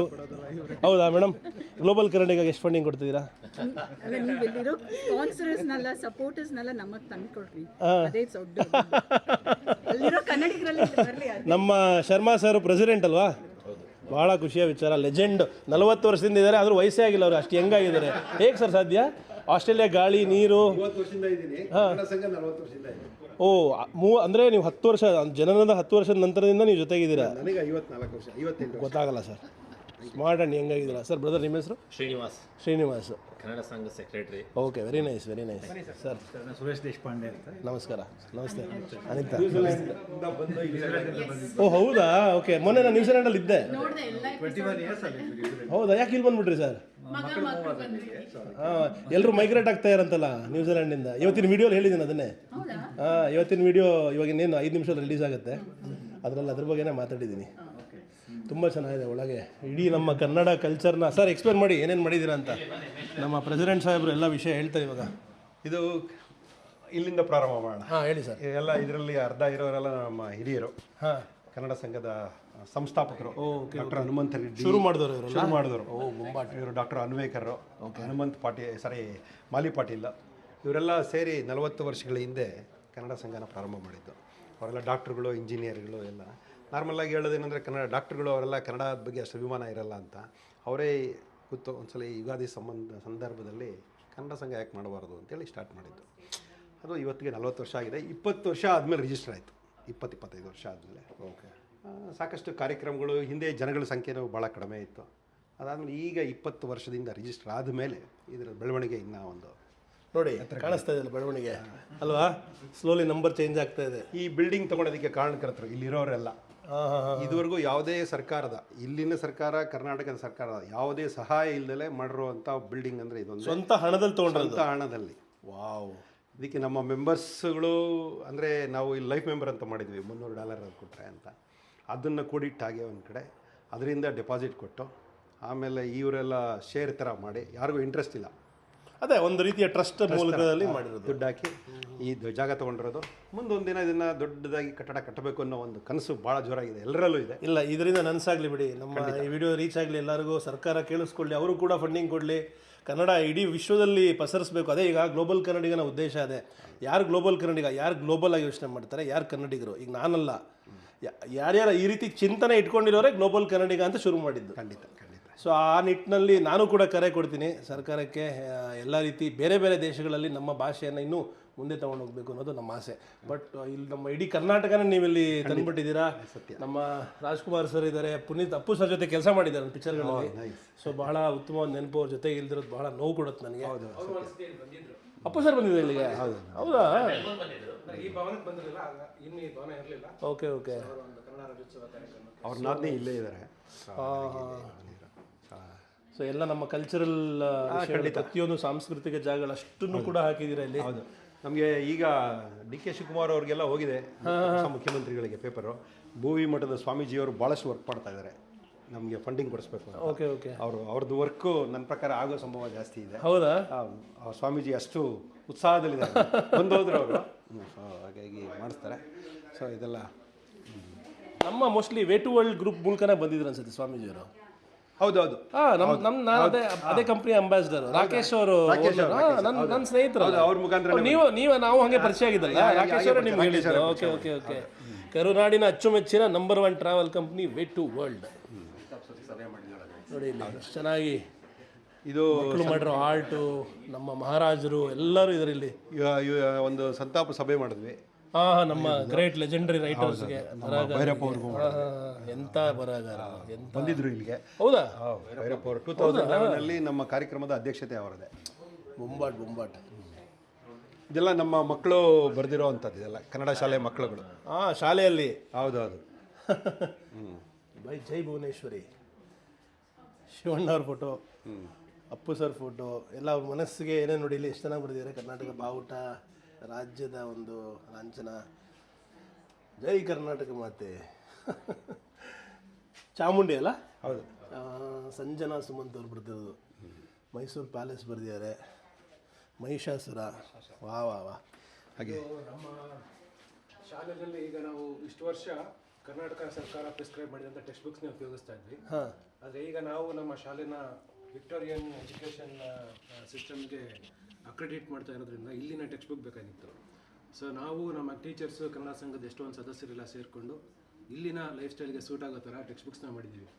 ಇದು ನಾವು ಸ್ವಂತವಾಗಿ ಮಾಡಿರೋ ಟೆಕ್ಸ್ಟ್ ಬುಕ್ಸ್ ನಮ್ಮ ಮಕ್ಕಳಿಗೋಸ್ಕರ. ನೀವೇ ಕ್ರಿಯೇಟ್ ಮಾಡಿರೋದಾ? ನೀವೇ ಮಾಡಿರೋ ಇಲ್ಲಿನ ಸಿಲೆಬಸ್ಗೆ ಇಲ್ಲಿನ ಕ್ಯಾರಿಕ್ಯುಲಮ್ಗೆ ಮ್ಯಾಚ್ ಆಗೋ ಥರ ಸಿರಿಗಂಧ 1, 2, 3, 4 ಅಂತ 4 ಕ್ಲಾಸ್ಗಳಿಗೆ ಟೆಕ್ಸ್ಟ್ ಬುಕ್ಸ್ನ ಮಾಡಿದ್ದೀವಿ. ಸೊ ನಾವೆಲ್ಲ ಅನ್ಕೋಬೋದು ಇದು ಬಹಳ ಸುಲಭದ ಮಾತು ಅಂತ. ಯಾಕೆಂದರೆ ಇಲ್ಲಿ ಪ್ರತಿಯೊಬ್ಬರು ಕೂಡ ತಮ್ಮ ರೆಗ್ಯುಲರ್ ಲೈಫಲ್ಲಿ ಕೆಲಸ ಮಾಡಿಕೊಂಡು ತಮ್ಮ ಫ್ಯಾಮಿಲಿನ ಮೇಂಟೈನ್ ಮಾಡಿಕೊಂಡು ಅದ್ರ ಮಧ್ಯೆ ಕನ್ನಡಕ್ಕೆ ಕೊಡ್ತಾ ಇದ್ದಾರೆ ಸಮಯ. ಅಂದರೆ ಅವ್ರಿಗೆ ಭಾಷೆ ಮೇಲಿರೋ ಅಭಿಮಾನ, ನಾಡಿನ ಮೇಲಿರುವಂಥ ಅಕ್ಕರೆ ತೋರಿಸುತ್ತೆ ಅಲ್ವಾ? ಆಮೇಲೆ ಎಸ್ಪೆಷಲಿ ದೂರ ದೇಶಕ್ಕೆ ಬಂದಾಗಲೇ ಗೊತ್ತಾಗೋದು ನಮ್ಮ ನಿಜವಾದ ನೆಲದ ವ್ಯಾಲ್ಯೂ ಅಲ್ಲ. ಮಿಸ್ ಮಾಡ್ಕೋತೀರಾ? ಖಂಡಿತ ಮಿಸ್ ಮಾಡ್ಕೋತೀವಿ ನಮ್ಮ ಬೆಂಗಳೂರನ್ನ. ಆದರೆ ಒಂದು ಹೆಮ್ಮೆ ಕೂಡ ಇದೆ. ಬೆಂಗಳೂರಲ್ಲಿ ಕೆಂಪೇಗೌಡರು ಕಟ್ಟಿದಾಗ ಬೆಂಗಳೂರಿನ 4 ಸ್ತಂಭಗಳು 4 ಕಡೆ ಪಿಲ್ಲರ್ಸ್ ಹಾಕ್ದಂಗೆ ಮೆಲ್ಬರ್ನ್ ಕನ್ನಡ ಸಂಘ ಮೆಲ್ಬರ್ನಲ್ಲಿ ಕೂಡ 4 ಕಡೆ ಶಾಲೆಗಳನ್ನ ಓಪನ್ ಮಾಡಿದೆ. ಬೇರೆ ಬೇರೆ ಕ್ಯಾಂಪಸ್ಗಳಲ್ಲಿ ನಡೆಯುತ್ತೆ. ಸುಮಾರು ಒಂದು ಕ್ಯಾಂಪಸ್ಸಿಂದ ಒಂದು ಕ್ಯಾಂಪಸ್ಗೆ 70-80 ಕಿಲೋಮೀಟರ್ ದೂರ ಇದೆ. 4 ಕ್ಯಾಂಪಸ್ಸಲ್ಲಿ ಸುಮಾರು ಒಂದು 300-320 ಜನ ಮಕ್ಕಳು ಕನ್ನಡ ಕಲಿಯಕ್ಕೆ ಬರ್ತಾರೆ ಪ್ರತಿ ಶನಿವಾರ. ಇವತ್ತು ರಜಾ, ಇವತ್ತು ಪಬ್ಲಿಕ್ ಇಲ್ಲಾಂದರೆ ನೋಡ್ಬೋದಿತ್ತು. ಇಲ್ಲ ಮುಂದಿನ ವಾರ ಬರೋಂಗಿದ್ರೆ ಬನ್ನಿ, ಖಂಡಿತ. ಇನ್ನು 3 ವರ್ಷ ವೀಸಾ ಕೊಟ್ಟಿದ್ದಾರೆ, ಯಾವಾಗ ಬೇಕೋ ಆಸ್ಟ್ರೇಲಿಯಾಗೆ ಬರ್ಬೋದು. ನಮ್ಮ ಶರ್ಮಾ ಸರ್ ಹೇಳ್ತಾ ಇದ್ರು ಇಲ್ಲೇ ಬಂದ್ಬಿಡಿ ಪರ್ಮನೆಂಟ್ ಆಗಿ ಅಂತ. ಇವರೆಲ್ಲ ನಮ್ಮ ಸ್ಕೂಲ್ ಮಕ್ಕಳು ಇಲ್ಲಿರೋರು. ಇಲ್ಲಿಯ ಶಾಲೆಯ ಮಕ್ಕಳ ಬೊಂಬಾಟ್. ಕನ್ನಡ ಅಕ್ಷರಗಳು, ಕಾಗುಣಿತ ಪ್ರತಿಯೊಂದು ಬರೆದಿದ್ದಾರೆ ಇಲ್ಲಿ. ಸರ್ ದೊಡ್ಡ ಜಾಗನೇ ಅಲ್ಲ? ಮೆಲ್ಬೋರ್ನ್ ಕನ್ನಡ ಭವನ. ಮಕ್ಕಳು ಕನ್ನಡದ ಅಕ್ಷರಗಳನ್ನ ಮಧ್ಯೆ ಹಾಕಿ ಪೇಂಟಿಂಗ್ ಮಾಡಿದ್ದಾರೆ ಮತ್ತು ಅವ್ರ ಕೈಗಳ ಗುರುತುಗಳನ್ನು ಮೂಡಿಸಿದ್ದಾರೆ. ಇವಾಗ ಸದ್ಯಕ್ಕೆ ಇದು ಸ್ಟೂಡೆಂಟ್ಗೆ ಬಾಡಿಗೆ ಕೊಡಬೇಕು ಅಂತ ಇದು ಇಷ್ಟು ದಿನ ಇದ್ರೂ ಈಗ ಖಾಲಿ ಇದೆ. ಈಗ ಸದ್ಯಕ್ಕೆ ನಮ್ಮ ಸ್ಟೂಡೆಂಟ್ಸ್ ಕನ್ನಡ ಯಾರ್ಯಾರು ಬರ್ತಾರೆ, ಯಾರಿಗೆ ಬರ್ತಾರೆ ಅವ್ರಿಗೆ. ಏನಂದರೆ ಇಲ್ಲೊಂದು ತೊಂದರೆ ಇದೆ, ಸ್ಟೂಡೆಂಟ್ಗಳು ಬಂದಾಗ ಅಕಾಮಿಡೇಷನ್ ಸುಲಭವಾಗಿ ಸಿಗಲ್ಲ ಮತ್ತು ತುಂಬ ಕಾಸ್ಟ್ಲಿ ಇದೆಲ್ಲ. ಕಾಸ್ಟ್ಲಿನೂ ಇರುತ್ತೆ, ಕಷ್ಟನೂ ಇರುತ್ತೆ. ಅವ್ರಿಗೆ ರೆಫರೆನ್ಸ್ ಇರಬೇಕು. ಅದಕ್ಕೋಸ್ಕರ ನಾವು ಒಂದು ಇಲ್ಲಿ ಮಾಡಬೇಕು ಅನ್ನೋದು ಉದ್ದೇಶ. ಏನಂದರೆ ಒಂದು ಹಾಲು ಒಂದು 150 ಜನ ಕೂತ್ಕೊಳ್ಳೋವಂಥದ್ದು ಲೈಬ್ರರಿ, ಬಂಕರ್ ಬೆಡ್ಸ್ ಥರ ಮಾಡಿದ್ರೆ ಲೈಬ್ರರಿ ಇರುತ್ತೆ. ಬಂದಾಗ ಒಂದು 3 ತಿಂಗಳು ಅವರು ಸೆಟ್ಲ್ ಆಗೋವರೆಗೂ ಒಂದು ಜಾಗದಲ್ಲಿ ಇರಬೇಕು. ತುಂಬ ಮುಖ್ಯ. ಒಳ್ಳೆ ಯೋಚನೆ ಅಂತಲೇ ಹೇಳ್ಬೋದು ಇದು. ಯಾಕೆಂದರೆ ಬಂದ ತಕ್ಷಣ ಹೊಸ ದೇಶಕ್ಕೆ ಈಗ ನಾನೇ ಪ್ರತಿ ಸಲಿನೂ ಅನ್ಕೋತೀನಿ ಸರ್, 65 ದೇಶಕ್ಕೆ ಹೋಗಿದ್ದೀನಿ. ಎಲ್ಲರೂ ಹೇಳ್ತಾರೆ ನೀವು ಜಗತ್ತನ್ನ ಅರ್ಥ ಮಾಡ್ಕೊಂಬಿಟ್ಟಿದ್ದೀರಾ ಅಂತ. ಒಂದು ದೇಶನ ಮುಗಿಸಿದಾಗ ಹೋದಾಗ ಏನೂ ಗೊತ್ತಿರಲ್ಲ. ದೇಶ ಮುಗಿಸಿದಾಗ ಎಲ್ಲ ಗೊತ್ತಾಯಿತು ಅಂತ ಅಂದರೆ ನಾನು ಪ್ರೊಫೆಸರ್ ಆದೆ ಅಂತ ಅನ್ಸ್ಕೊಂಡು ಇನ್ನೊಂದು ದೇಶಕ್ಕೆ ಹೋದರೆ ಮತ್ತೆ ಸ್ಟೂಡೆಂಟ್. ಖಂಡಿತ. ಸೊ ಅದೇ ಥರ ನೀವು ಎಷ್ಟು ಕಲ್ತ್ರೂ ಮುಗಿಯಲ್ಲ. ಅಂಥದ್ರಲ್ಲಿ ನಮ್ಮೂರನ್ನ ಬಿಟ್ಟು ಬೇರೆ ಊರಿಗೆ ಬಂದಾಗ, ಬೇರೆ ದೇಶಕ್ಕೆ ಬಂದಾಗ ಕಕ್ಕಾಬಿಕ್ಕಿ ಆಗ್ಬಿಡ್ತಾರೆ. ಖಂಡಿತ ಅಲ್ವಾ? ಅಂಥ ಜನಗಳಿಗೆ ಅಥವಾ ನಮ್ಮ ವಿದ್ಯಾರ್ಥಿಗಳಿಗೆ ಆಶ್ರಯ ನಮ್ಮ ಕನ್ನಡ ಭವನದಲ್ಲೇ ಸಿಕ್ಕಿದ್ರೆ ಅದಕ್ಕಿಂತ ಉತ್ತಮವಾದ ವಿಷಯ ಇನ್ನೊಂದಿಲ್ಲ. ಅದೊಂದು ಭಾಳ ಇದು ಏನಂದರೆ ನಮ್ಮ ಎಲ್ಲರದ ಕನಸು ಈ ರೀತಿ ಆಗಬೇಕು ಅಂತ. ಯಾಕಂದರೆ ಭಾಳಷ್ಟು ಜನ ಸ್ಟೂಡೆಂಟ್ಗಳು ಬಂದಾಗ ಕೇಳ್ತಾರೆ ನಮಗೊಂದು ಬಾಡಿಗೆಗೆ ಜಾಗ ಬೇಕು ಕಳಿಸಿ ಅಂತ. ಅದ್ರ ಬದಲು ನಮ್ಮದ್ರಲ್ಲೇ ಇರಬೇಕು ಅನ್ನೋದು ಒಂದು. ಇಲ್ಲ ಆಗಲಿ, ಆದಷ್ಟು ಬೇಗ ಆಗಲಿ. ಭಾಳ ಖುಷಿಯ ವಿಚಾರ, ಹೆಮ್ಮೆಯ ವಿಚಾರ. ನೀವೆಲ್ಲ ಈ ರೀತಿ ಪ್ರಯತ್ನ, ಈ ರೀತಿ ಯೋಚನೆ ಶುರುವಾದಾಗಲೇ. ಈಗ ನಾನು ಅಷ್ಟೇ ಮಿಷನ್ 197 ಕರ್ನಾಟಕವನ್ನು, ಕನ್ನಡವನ್ನು. ಏಕೆಂದರೆ ಒಂದು ರಾಜಸ್ಥಾನಲ್ಲಿ ಒಂದು ಸ್ಟೋರಿ ಹೇಳಲೇಬೇಕಾಯ್ತಾ. ರಾಜಸ್ಥಾನಲ್ಲಿ ಯಾವುದೋ ಒಂದು ಸೆಂಟ್ರಿಗೆ ಹೋಗಿದೆ ಸರ್. ಆ ಸೆಂಟ್ರಲ್ಲಿ ಒಬ್ಬರು ಕಸ ಗುಡಿಸ್ತಾಯಿದ್ರು. ನಾನು ಎಲ್ಲರನ್ನೂ ಮಾತಾಡಿಸ್ಬೇಕಾದ್ರೆ ಲಕ್ಷ್ಮೀಬಾಯಿ ಅಂತ ಅವ್ರ ಹೆಸರು. ಲಕ್ಷ್ಮೀಬಾಯಿ ಕೇಸೆ ಹೋ, ಕೌನ್ಸಾ ಗಾಂವ್ ಸೆ ಹೋ ಅಂತೆಲ್ಲ ಮಾತಾಡಿಸ್ತಾ ಇದ್ದೆ. ಅದಾದಮೇಲೆ ಅವ್ರು ನನ್ನ ಕೇಳಿದ್ರು ಆಪ್ ಕೌನ್ಸೆ ಗಾಂವ್ ಸೆ ಹೋ ಅಂತ. ನಾನು ಮೇ ಕರ್ನಾಟಕ ಸೆ ಹೋ ಅಂದೆ. ಓ ಕೌನ್ಸಾ ದೇಶ ಹೇ ಅಂದರು. ಯಾವ ದೇಶ ಅದು ಅಂತ ನಾನು ಯೋಚನೆ ಮಾಡಿದೆ. ನಮ್ಮ ದೇಶದಲ್ಲಿರೋ ಜನಗಳಿಗೆ ಕರ್ನಾಟಕ ಯಾವುದು ಅಂತ ಗೊತ್ತಿಲ್ಲ, ಇನ್ನು ಹಾಗಾದ್ರೆ ಖಂಡಿತ ಬೇರೆಯವ್ರಿಗೆ ಗೊತ್ತಿರಲ್ಲ. ಅದಕ್ಕೆ ಅವತ್ತಿಂದ ನಿರ್ಧಾರ ಮಾಡಿದ್ದು, ಕುತ್ತಿಗೆಯಲ್ಲಿ ಕನ್ನಡ ಶಾಲು, ಎದೆ ಮೇಲೆ ಕನ್ನಡ ಲಾಂಛನ ಹಾಕೊಂಡು ಇಡೀ ದೇಶ, ಇಡೀ ಜಗತ್ತು ಸುತ್ತೀನಿ. ಎಲ್ಲರೂ ಈಗ ಏನಕ್ಕೆ ಹಾಕೊಂಡು ಹೋಗೋದು, ಈಗ ಬಾವುಟ ಎತ್ಕೊಂಡು ಹೋದರೆ, ಈಗ ಪಾಕಿಸ್ತಾನ ಬಾವುಟನ ಕರ್ನಾಟಕದಲ್ಲಿ ಯಾರೋ ಅಥವಾ ಇಂಡಿಯಲ್ಲಿ ಹಾರಿಸಿದ್ರೆ ನಮಗೆ ಬೇಜಾರಾಗುತ್ತೆ. ಯಾಕಂದರೆ ಅವ್ರ ಬಾವುಟ ಯಾಕೆ ಇಲ್ಲಿ ಬಂತು, ಅದು ನಮ್ಮ ಬಾವುಟ ಅಲ್ಲೂ ಹಾರಿಸಿದ್ರೆ ಅವ್ರಿಗೆ ಬೇಜಾರಾಗುತ್ತೆ. ಯಾಕೆ ಅವ್ರ ಬಾವುಟ ತಂದು ಇಲ್ಲಿ ಹಾರಿಸ್ತಾರೆ ಅಂತ. ಕುತ್ತಿಗೆ ಮೇಲೆ ಶಾಲ್ ಇದ್ದರೆ ಯಾರು ಕೇಳಲ್ವಲ್ಲ, ಎದೆ ಮೇಲೆ ಲಾಂಛನ ಇದ್ದರೆ ಯಾರು ಕೇಳಲ್ಲ. ಕೇಳ್ತಾರೆ ಯಾವ ಥರ, ಅವರೇ ಬಂದು ಹುಡ್ಕೊಂಬಂದು ಕೇಳ್ತಾರೆ, ಸರ್ ಏನು ಸರ್ ಇದು ಅಂತ. ಅವರೇ ಕೇಳಿದಾಗ ನಾವು ಹೇಳೋದು ಅದು ನಿಜವಾದ ಪ್ರಚಾರ ಅಂತ ನಾವು ಹೇಳೋದು. ನಾವೇ ನಮ್ಮ ಬಗ್ಗೆ ಹೇಳ್ಕೊಳ್ಳೋಕ್ಕಿಂತ ಇನ್ನೊಬ್ಬರು ಬಂದು ಕೇಳಿದಾಗ ನಾವು ಹೇಳ್ತೀವಲ್ಲ, ಅದು ಜಾಸ್ತಿ ವ್ಯಾಲ್ಯೂ ತೊಗೊಳುತ್ತೆ ಅಂತ ಆವತ್ತಿಂದ ಶುರು ಮಾಡಿದೆ. 3 ವರ್ಷ 7 ತಿಂಗಳಾಯಿತು. ಆಸ್ಟ್ರೇಲಿಯಾ ಮತ್ತು ನ್ಯೂಜಿಲೆಂಡ್ ಒಂದು ರೀತಿ ಲಕ್ಕಿ ಅನ್ಬೋದು. ಆಸ್ಟ್ರೇಲಿಯಾ ದೇಶದಲ್ಲೇ ನನ್ನ 5 ಲಕ್ಷ ಯೂಟ್ಯೂಬ್ ಸಬ್ಸ್ಕ್ರೈಬರ್ಸ್ ಕೂಡ ಸಂಪೂರ್ಣ ಆದರು. 5 ಲಕ್ಷ ಕನ್ನಡಿಗರು ಸೇರಿದ್ದೀವಿ. ಒಟ್ಟೆಲ್ಲ ಒಂದು 10 ಲಕ್ಷ ಇದ್ದೀವಿ. ಇಷ್ಟೊಂದು ದೊಡ್ಡ ಸಂಖ್ಯೆಯಲ್ಲಿ 3 ವರ್ಷದಲ್ಲಿ ಆಗಿದ್ದು ಸಾಧ್ಯ ಇದೇ ವಿಚಾರಕ್ಕೆ. ಎಲ್ಲ ಕನ್ನಡಿಗರು ಸಪೋರ್ಟ್ ಮಾಡಿದ್ದಕ್ಕೆ. ಅದಕ್ಕೆ ನಾನು ಎಲ್ಲೇ ಹೋದ್ರೂ ಕನ್ನಡ ಭವನಗಳಿಗೆ, ನಮ್ಮ ಜಾಗಗಳಿಗೆ ಆದಷ್ಟು ಟ್ರೈ ಮಾಡ್ತೀನಿ ಹೋಗೋದಕ್ಕೆ. ಸಾಕಷ್ಟು ದೇಶಗಳಲ್ಲಿ ಇಲ್ಲ ನಾವು, ಬಟ್ ಇರುವಂಥ ಜಾಗದಲ್ಲಿ ಸತತ ಪ್ರಯತ್ನ ಇದ್ದೇ ಇರುತ್ತೆ. ಖುಷಿ ಆಯಿತು. ಇದು ನೋಡಿ, ಇದು ಯಾವ ಭಾಷೆಯವರು ಈ ಥರ ಒಂದು ಜಾಗ ಮಾಡಿಲ್ಲ, ಬೇರೆ ಯಾರೂ ಮಾಡಿಲ್ವಾ? ಭಾಷೆಯಲ್ಲೂ ಇಲ್ಲ. ಆಸ್ಟ್ರೇಲಿಯಾ ಯಾವ ಭಾಷೆಯಲ್ಲೂ ಇಲ್ಲ, ನ್ಯೂಜಿಲೆಂಡ್, ಆಸ್ಟ್ರೇಲಿಯಾ ಎಲ್ಲೂ ಇಲ್ಲ ಈ ಥರ ಒಂದು ಜಾಗ. ಪ್ರಪಂಚದಲ್ಲಿ ಇದು 2ನೇ ಜಾಗ ಇದು ಕನ್ನಡಕ್ಕೆ ಅಂತ ಒಂದಿರೋ ಜಾಗ. ಆಸ್ಟ್ರೇಲಿಯಾದಲ್ಲಿ ಇನ್ನೂ ದುಡ್ಡು ಕಲೆಕ್ಟ್ ಮಾಡ್ತಾ ಇದ್ದಾರೆ.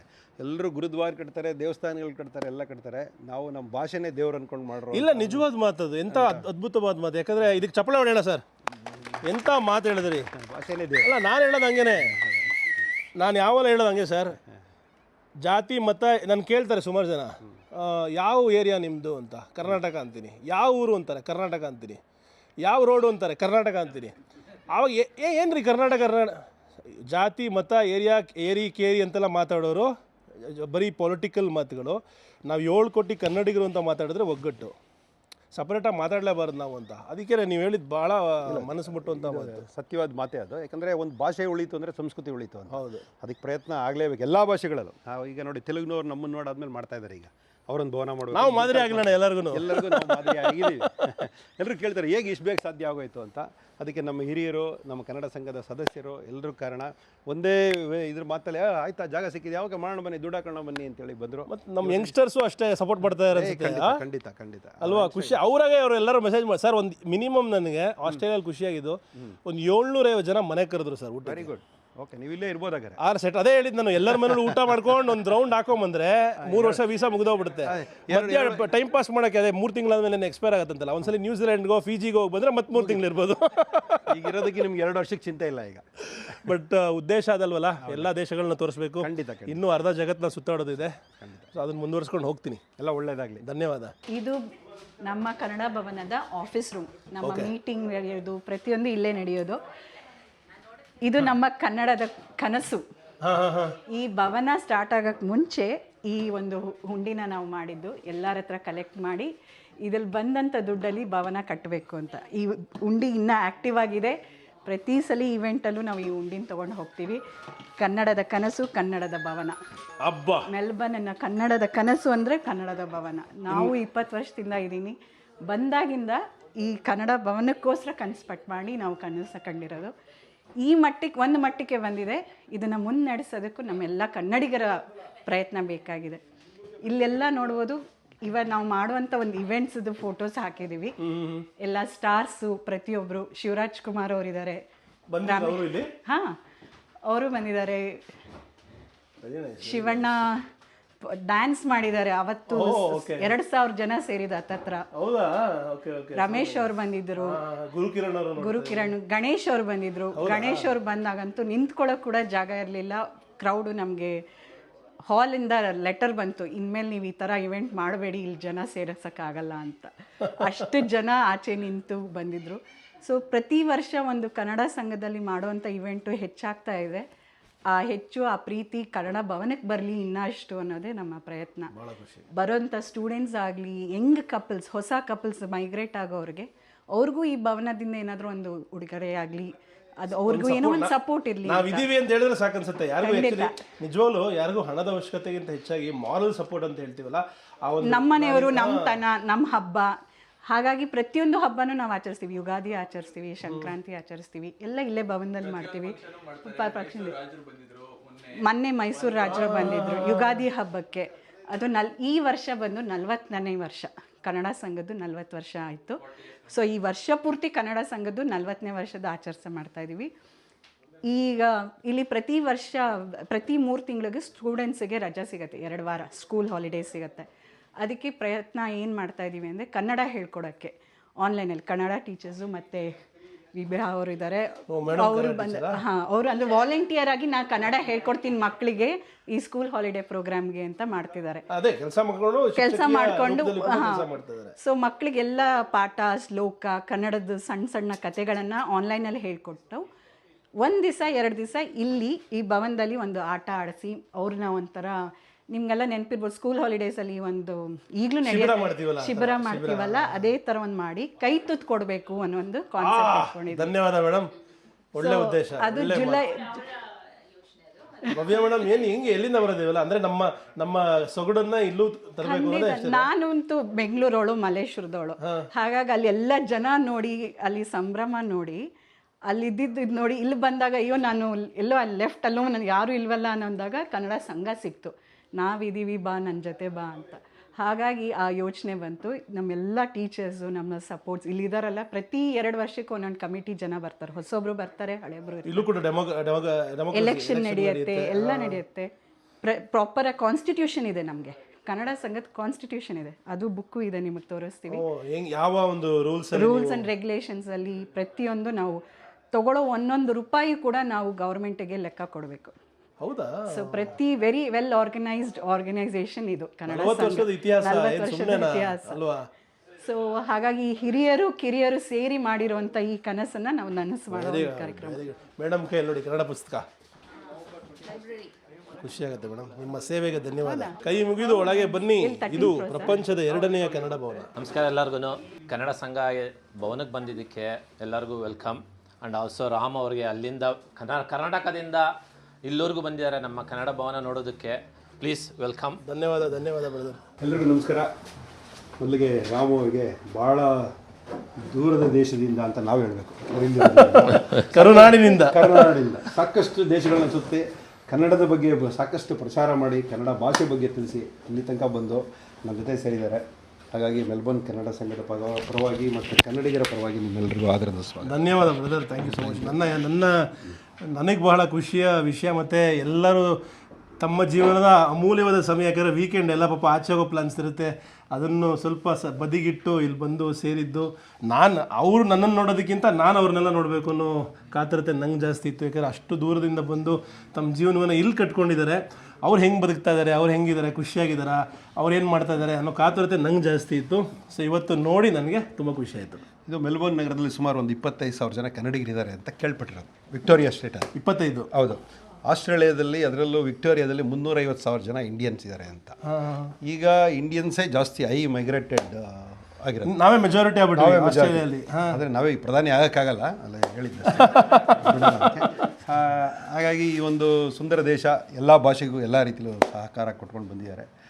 ಇಲ್ಲಿ ತನಕ ನಮ್ಮ ಭಾಷೆಗೆ ಬೆಳೆಸೋದಕ್ಕೂ ಎಲ್ಲ ರೀತಿಯಲ್ಲೂ ಸಹಕಾರ ಇದೆ. ಈಗ ನೀವೇ ನೋಡ್ತೀರಾ, ಕನ್ನಡ ಶಾಲೆ ಬೆಳೀತಾ ಇದೆ, ಕನ್ನಡ ಲೈಬ್ರರಿಗೆ ಎಲ್ಲ ರೀತಿಯಲ್ಲೂ ನಮ್ಮ ಸರ್ಕಾರಗಳು ಚೆನ್ನಾಗಿ ಸಹಾಯ ಮಾಡ್ತಾ ಇದ್ದಾರೆ. ಹಾಗೆ ನಿಮ್ಮ ಈ ಒಂದು ಪ್ರಚಾರದಿಂದ ನಮ್ಮ ಮೆಲ್ಬೋರ್ನ್ ಕನ್ನಡ ಸಂಘಕ್ಕೂ ಇನ್ನು ಮೆರಗ್ ಬರಲಿ. ಆಮೇಲೆ ಇದು 25,000 ಅಂತ ಹೇಳಿದ್ರಲ್ಲ, ಅದ್ರಲ್ಲಿ ಎಷ್ಟು ಜನ ಇಲ್ಲಿ ಸದಸ್ಯರಾಗಿದ್ದಾರೆ? ಕನ್ನಡ ಸಂಘದ ಕಾರ್ಯಕ್ರಮಗಳಿಗೆ ಇದೊಂಥರ ಡಿಫ್ರೆಂಟ್ ಕಾರ್ಯಕ್ರಮಕ್ಕೆ ಹೊಸ ಜನಗಳು ಬರ್ತಾ ಇರ್ತಾರೆ. ಬಟ್ ಸುಮಾರು 2,000 ಜನ ಬಂದಿದ್ದಾರೆ.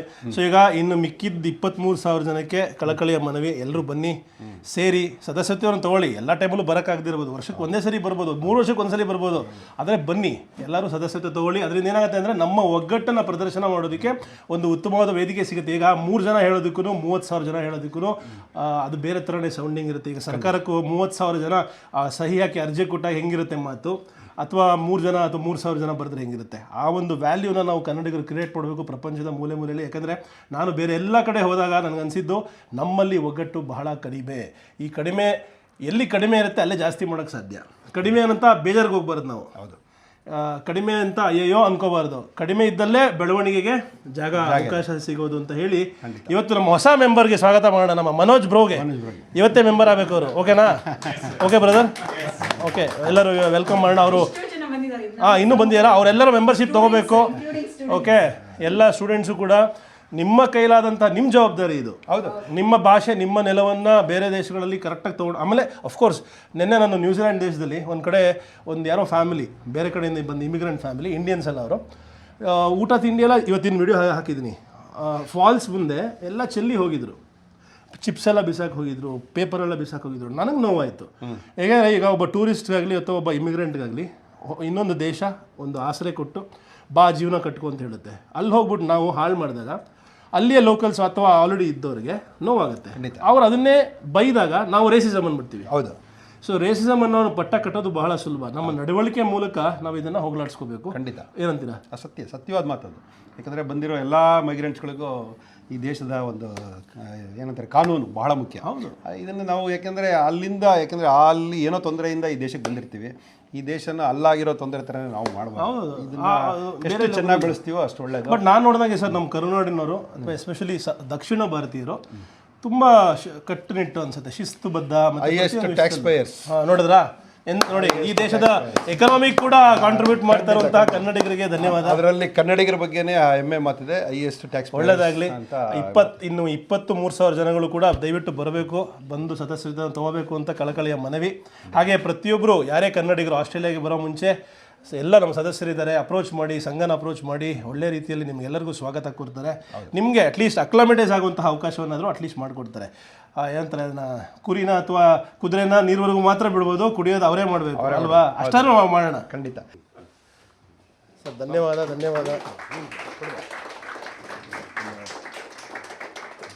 ಹಾಂ, ತುಂಬ ಹೆಸರ ಮಾಡಿಸ್ಯಾರೆ. ಧನ್ಯವಾದ, ಭಾಳ ಖುಷಿ ಆಯಿತು. ಬ್ರದರ್ ಏನೋ ಸ್ಪೆಷಲಾಗಿ ಮಾಡ್ಕೊಂಬಂದಿದ್ದಾರೆ. ವಾವ್, ನಮ್ಮ ಡಾಕ್ಟರ್ ಬ್ರೋ, ಫ್ಲೈಯಿಂಗ್ ಪಾಸ್ಪೋರ್ಟ್ ಇಬ್ಬರು ಫೋಟೋ ಮತ್ತು ನನ್ನ ಕುಟುಂಬದ ಫೋಟೋ. ಥ್ಯಾಂಕ್ ಯು ಬ್ರದರ್, ಪ್ರೀತಿಯ ಧನ್ಯವಾದ. ಹಾಂ, ಧನ್ಯವಾದ. ಹುಡುಗರು ಎಲ್ಲ ಕಡೆ ಹೂ ಕೊಡೋದು ಜಾಸ್ತಿ ಮಾಡಿಬಿಟ್ಟಿದ್ದಾರೆ. ನಾನು ಇತ್ತೀಚೆಗೆ ಅಭ್ಯಾಸ ಮಾಡ್ಕೊತಾ ಇದ್ದೆ. ನಾನು ಹುಡುಗಿರಿಗೆ ಕೊಡ್ತಾ ಇದ್ದೆ, ಎಲ್ಲ ಹುಡುಗರು ನನಗೆ ಒಂದು ಹೂ ಕೊಡ್ತಾರೆ. ಯಾವಾಗ ಬಂದೆ ವಾಪಸ್ ನೀನು? ಇವ್ನು ನನಗೆ ಅಲ್ಲೇ ಸೂಪರ್ ಮಾರ್ಕೆಟಲ್ಲಿ ಗುರ್ತಿಡ್ದು ಮಾತಾಡ್ದ. ಹೆಂಗೆ ಮಾತಾಡ್ತಾ ಗೊತ್ತಾ ನೀನು ಪುಟಾಣಿ? ಏನೋ ನಿನ್ನ ಹೆಸರು ಹೇಳಿ ನನಗೂ. ನನಗೆ ಇದು ಗಿಫ್ಟು, ನಾನು ನಿಂಗೆ ಚಾಕ್ಲೇಟ್ ಕೊಡ್ಬೇಕು, ನೀನು ಹೆಂಗೆ ಕೊಡ್ತಾ ಇದೆಯಾ? ಧನ್ಯವಾದ. ನಮಸ್ಕಾರ ರಾಮ್ ಅವ್ರಿಗೆ. ನಮಸ್ತೆ. ನೀವು ಇಷ್ಟು ದೇಶ ಸುತ್ತಿದ್ದೀನಿ ಅಂತ ಹೇಳ್ತೀರಾ, ನಿಮ್ಗೆ ಇಷ್ಟವಾದ ದೇಶ ಯಾವುದು? ಅಂಡ್ ನಿಮ್ಮ ಒಂದು ಒಳ್ಳೆಯ ಅನುಭವ ಯಾವ ದೇಶದಲ್ಲಿ ನಿಮಗಾಗಿದ್ದು? ನನಗೆ ತುಂಬ ಖುಷಿ ಕಟ್ಟಂಥ ದೇಶ ಶುರುಲಿ ಅಂದರೆ ಇರಾನ್ಗೆ ಹೋಗಿದ್ದೆ ನಾನು. 74 ದಿವಸಗಳ ಕಾಲ ಇರಾನ್ ದೇಶದಲ್ಲಿದ್ದೆ. ಈ ಚಾನಲ್ ಶುರು ಮಾಡಿದಾಗ ಆ ಸಮಯದಲ್ಲಿ ದೇಶದಲ್ಲಿ ಯುದ್ಧ ನಡೀತಾ ಇತ್ತು. ಯುದ್ಧ ನಡೆಯೋ ಸಮಯದಲ್ಲಿ ಪ್ರತಿಯೊಂದು ಈಗ ನಾವು ಹೇಳ್ತೀವಿ ಒಳ್ಳೆಯ ಸಮಯದಲ್ಲಿ, ಈಗ ಊಟ ನಮಗಿದೆ, ಊಟ ಎಲ್ರಿಗೂ ಇದ್ದಾಗ ಎಲ್ಲರೂ ಓಕೆ ಅಂತ ಇರ್ತೀವಿ. ಈಗ ಇದರಲ್ಲಿ ಅರ್ಧ ಊಟ ಇದ್ದರೆ ಸಿಚುವೇಶನ್ ಸ್ವಲ್ಪ ಬದಲಾಗುತ್ತೆ. ಊಟನೇ ಇಲ್ಲ ಅಂದರೆ ಸಿಚುವೇಶನ್ ಬೇರೆ ಥರ ಆಗುತ್ತೆ. So conflict defines a person ಅನ್ನೋದು ನಾನು ಜಗತ್ತನ್ನ ಹತ್ಕೊಂಡ ಮೇಲೆ ಗೊತ್ತಾಗಿದ್ದ ವಿಷಯ. ಕಾನ್ಫ್ಲಿಕ್ಟಲ್ಲಿ ಜನಗಳು ಹೇಗೆ ಬಿಹೇವ್ ಮಾಡ್ತಾರೆ ಅಂತ. ಸೊ ಇರಾನಲ್ಲಿ ನಾನು ಇದ್ದಾಗ 74 ದಿವಸ ನಾನು, ನೀವು ಏನೇನು ಇವಾಗ ಇತ್ತೀಚೆಗೆ ಎಲ್ಲರೂ ಕೇಳ್ಕೊತಾ ಇರಿ, ಇಸ್ಫಹಾನ್, ಶಿರಾಜ್, ಬಂದರ್ ಅಬ್ಬಾಸ್, ಬಲೂಚಿಸ್ತಾನ್ ಅಂತ, ನಾನು ಆಲ್ಮೋಸ್ಟ್ 3 ವರ್ಷದ ಹಿಂದೆಯೇ ಅಲ್ಲಿ ಇಂಚಿಂಚು ಓಡಾಡಿದ್ದೆ. ಅಂದರೆ ಹಿಚ್ ಹೈಕ್ ಮಾಡಿಕೊಂಡು ಯಾರ್ದೋ ಲಾರಿ ಡ್ರೈವರ್ ಜೊತೆ ಹೋಗ್ತಾ. ನೀವು ಯಾರ್ಯಾರು ಇರಾನ್ ಸೀರೀಸ್ ನೋಡಿಲ್ಲ ನೋಡಿ, ಅದೊಂದು ರೀತಿ ಪ್ರಾಬ್ಲಿ ಇಡೀ ಜಗತ್ತಲ್ಲಿ ಯಾವೊಬ್ಬ ಟ್ರಾವೆಲ್ ಫಿಲ್ಮ್ ಮೇಕರ್ ಕೂಡ ಇರಾನ್ ದೇಶವನ್ನು ಅಷ್ಟು ಡೆಪ್ತಾಗಿ ತೋರಿಸಿರಲಿಲ್ಲ. ಬಟ್ ನನಗೆ ಗೊತ್ತಿರಲಿಲ್ಲ ಅವಾಗ, ಅದಾದಮೇಲೆ ಈ ಥರ ಎಲ್ಲ ಯುದ್ಧ ಆಗಿ ಇನ್ನೂ ನೆಕ್ಸ್ಟ್ ಲೆವೆಲ್ಗೆ ಹೋಗುತ್ತೆ ಅಂತ. ನೀವು ನಂಬ್ತಿರೋ ಬಿಡ್ತಿರೋ 74 ದಿವಸ ಒಂದೇ ಒಂದು ದಿವಸ ಹೋಟೆಲಲ್ಲಿ ಇರಲಿಲ್ಲ, ಎಲ್ಲರೂ ಮನೆಗಳಲ್ಲಿದ್ದೆ ನಾನು. ಸೊ ಆ ಥರ ಅನುಭವ ಭಾಳ ವಿಶೇಷ. ಮತ್ತು ಟೂರಿಸಮ್ಗೆ ಎಕ್ಸ್ಪೋಸ್ ಆಗಿಲ್ದಿರೋ ದೇಶಗಳಲ್ಲಿ ಏನಾಗುತ್ತೆ ಅಂದರೆ ನಿಜವಾದ ಮನುಷ್ಯತ್ವ ಗೊತ್ತಾಗುತ್ತೆ. ಸೊ ನಾನು ಪಡೆದಂಥ ಅತ್ಯದ್ಭುತವಾದ ಅನುಭವ ಇರಾನ್ ದೇಶದಲ್ಲಿ ಅಂತ ಹೇಳ್ಬೋದು. ನಾನು ಹೋಗಿರೋದು ವರ್ಲ್ಡಲ್ಲಿ ನೋಡಿ, ಇವಾಗ ಸದ್ಯಕ್ಕಿರೋ major war zones Iran, Israel, Palestine, Gaza, Western Sahara ಅಂದರೆ ಮೊರೊಕೊ ಕೆಳಗಡೆ ಇರೋದು, ಅದು ಬಿಟ್ಟರೆ Myanmar, Pakistan, Afghanistan, Ukraine, Russia, ಇಷ್ಟಕ್ಕೂ ಹೋಗಿದ್ದೀನಿ ನಾನು. ಒಬ್ಬನೇ, ಯಾವ ಕ್ಯಾಮ್ರಾ ಕ್ರೂ ಇಲ್ಲ, ಬ್ಯಾಕಪ್ ಸಪೋರ್ಟ್ ಇಲ್ಲ, ಯಾವ ಏನೇ ಆದರೂ ಯಾರೂ ಬರೋರಿಲ್ಲ.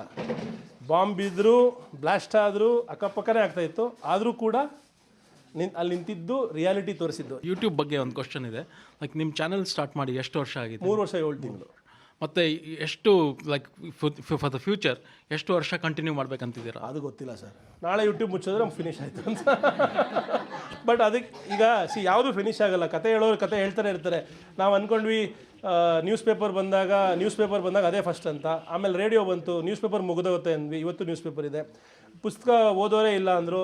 40 ವರ್ಷದಿಂದ ಗ್ರಂಥಾಲಯ ನಡೆಸ್ತಾ ಇದ್ದಾರೆ ಇಲ್ಲಿಯ ಗಣ್ಯರು. ಏನು ಅನ್ಕೋತೀವಿ ಎಲ್ಲ ಮುಗ್ದೋಗುತ್ತೆ ಅಂತ. ಈಗ AI ಬಂತು, ಎಲ್ಲರೂ ಮುಗ್ದೋಯ್ತು ಅಂತ ಅನ್ಕೋತಾರೆ. ಬಟ್ ಅದ್ರ ಜೊತೆ ಈಗ ಅನಿಮೇಷನ್ ಬಂದಾಗ ಸಿನಿಮಾನೇ ನೋಡಲ್ಲ ಅಂದರು. ಸೊ ಎಲ್ಲರೂ ಯಾರ್ಯಾರು ಸ್ಕಿಲ್ಡ್ ಇರ್ತಾರೆ ಅವ್ರು ಉಳಿತಾರೆ. ಇವತ್ತು ಈ ಪ್ಲ್ಯಾಟ್ಫಾರ್ಮ್ ಇಲ್ಲ ಅಂದರೆ ನಾಳೆ ಇನ್ನೊಂದು ಪ್ಲ್ಯಾಟ್ಫಾರ್ಮ್. ನಾನು ಆ್ಯಕ್ಚುಲಿ ಯೂಟ್ಯೂಬರೇ ಅಲ್ಲ. ನಾನು ಯಾರು ಯೂಟ್ಯೂಬರ್ ಅಂತ ಕರೆದ್ರೆ ತುಂಬ ಹೆಮ್ಮೆ ಆಗುತ್ತೆ. But at the same time ನಾನು ಹೇಳ್ತೀನಿ, I am not just a YouTuber ಅಂತ. ಯಾಕಂದರೆ ನಾನು ಚಿತ್ರರಂಗದಲ್ಲಿ ನೊಂದು ಬೆಂದು 17 ವರ್ಷಗಳ ಕಾಲ ನಟನಾಗಿ ನಿರ್ದೇಶಕನಾಗಿ ಆಗಬೇಕು ಅಂತ ಬಂದವನು. ಯಾಕಂದರೆ I am also singer, song writer. ನನ್ನಲ್ಲಿ ಸಾಕಷ್ಟು ವಿಷಯಗಳಿತ್ತು. ಆ ವಿಷಯಗಳಿಗೆಲ್ಲ ಸ್ಟೇಜ್ ಕೊಟ್ಟಿದ್ದು ಯೂಟ್ಯೂಬ್. ಸೊ ಅದಕ್ಕೆ ಥ್ಯಾಂಕ್ ಯು ಹೇಳೋಕ್ಕೆ ಇಷ್ಟಪಡ್ತೀನಿ. ಅದು ಇಲ್ಲದೆ ಹೋಗಿದ್ದರೆ ಪ್ರಾಬ್ಲಿ ನಿಮ್ಮ ಮುಂದೆ ನಾನು ಇವತ್ತು ನಿಂತ್ಕೊಳ್ಳೋಕ್ಕೂ ಸಾಧ್ಯ ಆಗ್ತಾ ಇರಲಿಲ್ಲ.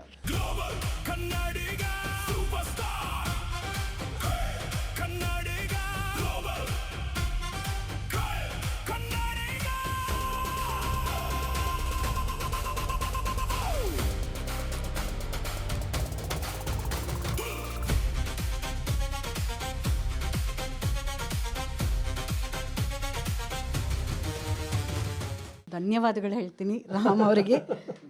ಮೆಲ್ಬರ್ನ್ಗೆ ಬಂದು ಕನ್ನಡ ಭವನಕ್ಕೆ ಬಂದು ನಮ್ಮೆಲ್ಲ ಕನ್ನಡಿಗರ ಕನಸಲ್ಲಿ ನೀವು ಪಾಲಾಗಿ ಇವತ್ತೊಂದು ಕಾರ್ಯಕ್ರಮವನ್ನು, ಒಂದು ಸಣ್ಣ ಕಾರ್ಯಕ್ರಮನ ಇಷ್ಟು ಬ್ಯುಸಿ ಟೈಮಲ್ಲಿ, ನಿಮ್ಮ ಬ್ಯುಸಿ ಟೈಮಲ್ಲಿ ಡೆಫಿನೆಟ್ಲಿ ಗೊತ್ತು, ನಿಮ್ಮ ಊರು ಸುತ್ತೋದು ಬಿಟ್ಟು ನಮ್ಮ ಭವನ ನೋಡೋಕ್ಕೆ, ಭವನ ನೋಡಿ ಭವನನ ಸುತ್ತಾಡಿದ್ದಕ್ಕೆ ತುಂಬ ಖುಷಿ.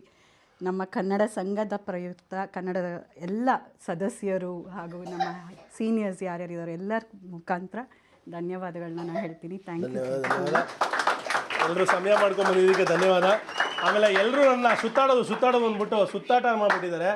ನಾನು ಹೇಳೋದು ಅದನ್ನು ನಾನು ಕಲಿಕೆ ಅಂತ, ಅಂದರೆ ಎವ್ರಿಡೇ ಬ್ಯಾಗ್ ಹಾಕ್ಕೊಂಡು ನಾವೆಲ್ಲ ಸ್ಕೂಲ್ಗೆ ಹೋಗ್ತಾ ಇದ್ವಿ ಅಲ್ವಾ, ಅದೇ ಥರ ನಾನು ಜಗತ್ತು ಅನ್ನೋ ಶಾಲೆಗೆ ಪ್ರತಿನಿತ್ಯ ಭಾರವನ್ನು ಎತ್ಕೊಂಡು ಹೋಗ್ತಾ ಇದ್ದೀನಿ.